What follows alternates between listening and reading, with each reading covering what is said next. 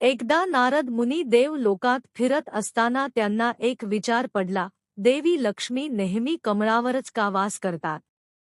पृथ्वीवर इतकी सुंदर फुले आहेत, पण देवीला कमळच का आवडतं हे जाणून घेण्यासाठी ते थेट वैकुंठात गेले आणि श्रीविष्णूंना नम्रतेने विचारले, भगवान, लक्ष्मी मातेचा वास कमळावरच का असतो?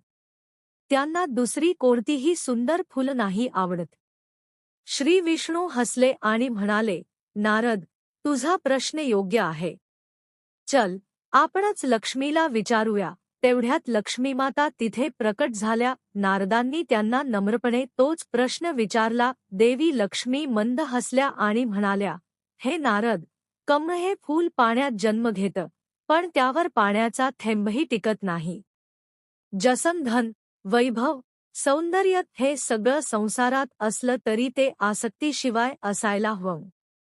कमळ हे त्याचं प्रतीक आहे. त्यावर राहणं म्हणजे संसारात राहूनही निर्लिप्त राहणं. म्हणून मी कमळावर राहते. त्यानंतर त्यांनी अजून एक रहस्य सांगितलं, जिथे स्वच्छता, शुद्धता, नम्रता आणि परिश्रम असतो, तिथे मी आपोआप वास करते. आणि कमळ हे सगळ्या गुणांचं प्रतीक आहे. त्याच्यात सौंदर्य आहे, परिश्रम आहे, कारण ते दलदलीत उगवतं आणि तरीही ते स्वतःचं तेज राखतं. हे ऐकून नारद आनंदित झाले आणि म्हणाले, खरंच देवी, आता समजलं का तुम्ही कमळावर निवास करता. हे केवळ सौंदर्याचं नव्हे, तर एक तत्वज्ञानाचं प्रतीक आहे.